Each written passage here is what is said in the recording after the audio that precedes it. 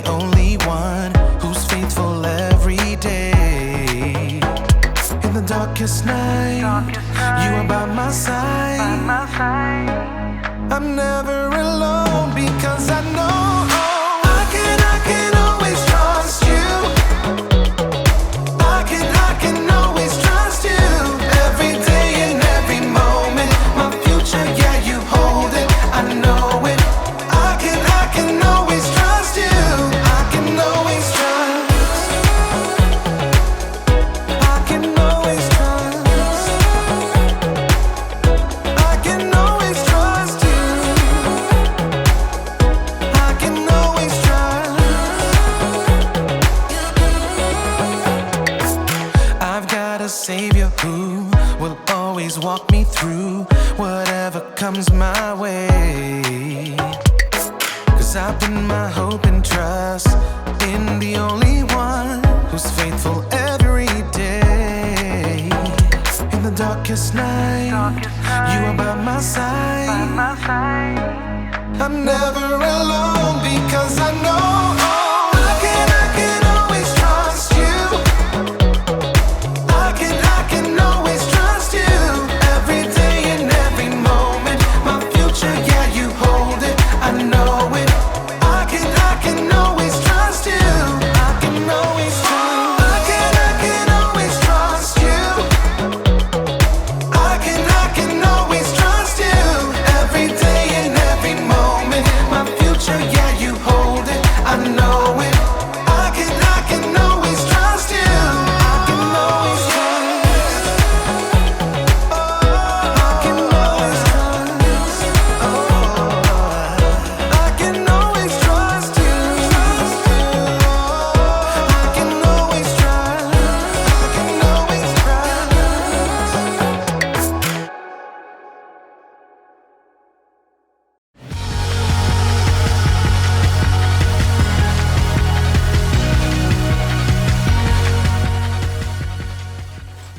Oh, hey everyone! Oh, I'm Erica. I hope you don't mind I get into shape while we do this. Exercise is important, you know, or of course. I mean, I'd rather be riding my bike outside right now, but the weather isn't cooperating. But that's okay, because I can ride this bike inside! Ooh, see that? I'm showing contentment. Contentment is learning to be okay with what you have. So, I'm okay with this stationary bike. You know, they've made all kinds of advancements with stationary bikes. I want one of those bikes that has all those different settings where you can make it feel like you're going like uphill or downhill. Whee! No, you know what I really want? I want one that has a TV screen in the front so it looks like you're riding a bike through mountains or next to the ocean. Maybe I can use my laptop. Paris, France. C'est magnifique. Ooh, I want a bike that comes with a built-in trainer. Someone to like pump me up while I ride. Come on, Erica. You can do it. That bike won't pedal itself. Yeah, move. I can do it. Move. Yell at me some more. Too bad all I got is this old thing. All it does is pedal. In today's story, we'll hear about a king who always wanted more and more and more. I kind of feel like him right now. It's not fun. What are you slowing down for? You've got to keep moving if you're going to make it all the way to Paris. You want to see the Eiffel Tower, don't you? Oui. I can hear you. Move. I will. Move. See you in Paris. Move. The Bible. It's 66 books of history, stories, letters, and poetry that fit together to form God's one big story. The epic adventure of how He created us and loves us so much that He made a way to rescue us. As we travel through the Bible, from Genesis to Revelation, we discover people who met God and found their lives changed forever. Now, for an amazing story. Inspired by the book of 1 Kings, chapter 21. After David and Solomon, Many kings ruled the lands of Judah and Israel. Some of them listened to God, but most did not. King Ahab was worse than any other king of Israel before him. He only thought of himself and did exactly as he wanted to do.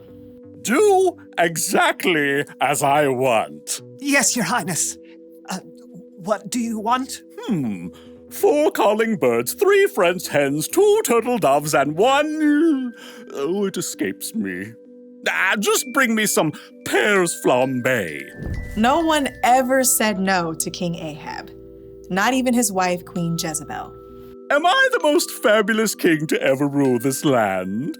Yes, of course, because you have me. King Ahab was certain he had everything he could ever want. That is, until he took a drive into the neighboring town of Jezreel.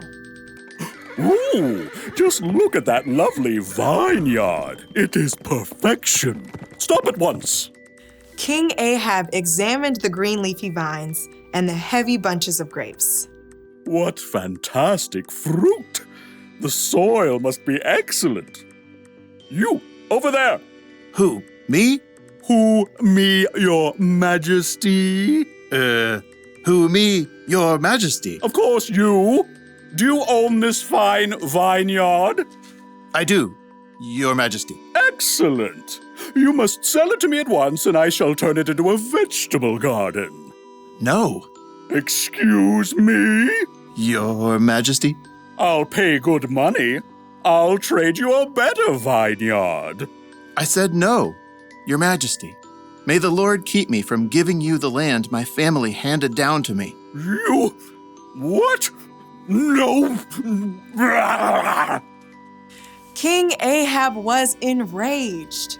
When he returned to the palace, he threw himself down on his bed and refused to eat anything, even date cakes dipped in honey.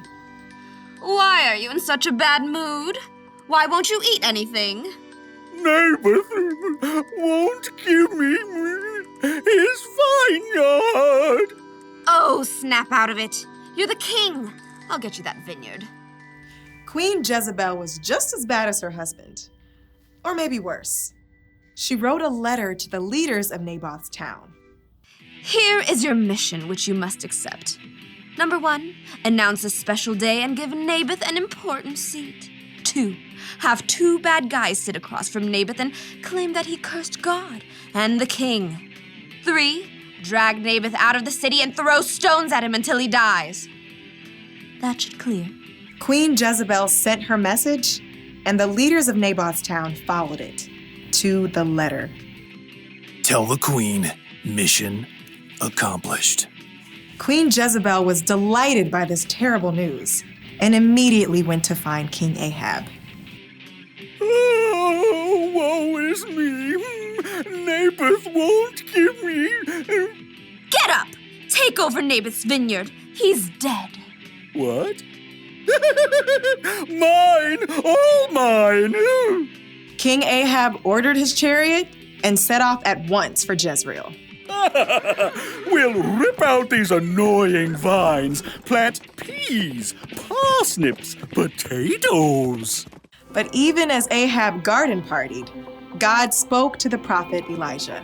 Go down to see Ahab. You will find him in Naboth's vineyard. Ahab has gone there to take it over. God gave Elijah a special message for the king.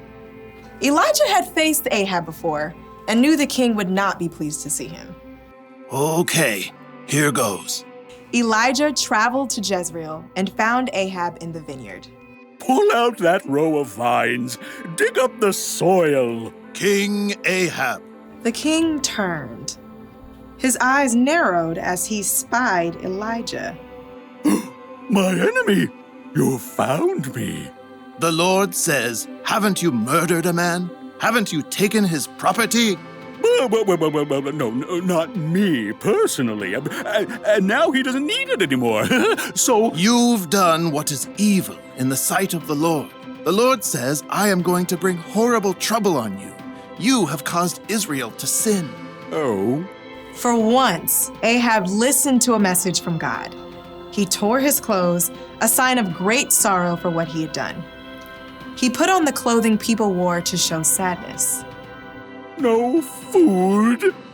Not even date cakes dipped in honey? Not even date cakes dipped in honey. King Ahab and Jezebel had made themselves miserable, taking more and more. And in the end, both of them paid for it.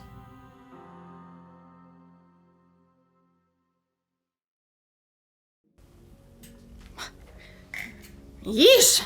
King Ahab really wanted Naboth's vineyard. It's okay to want things, but Ahab wanted it so badly that it made him miserable. He even refused to eat. Has it ever happened to you? Have you ever wanted something so badly that it was all you could think about? Maybe it made you like super sad when you couldn't get it. Or maybe you threw a tantrum. If that sounds like something you might do, you may need a little help with contentment. Wanting things is fine. It gives you something to work toward or to look forward to. But when you want more and more and more and more, it can make you feel like Ahab. Miserable. Jesus once said, "Watch out! Be on guard against wanting to have more and more things.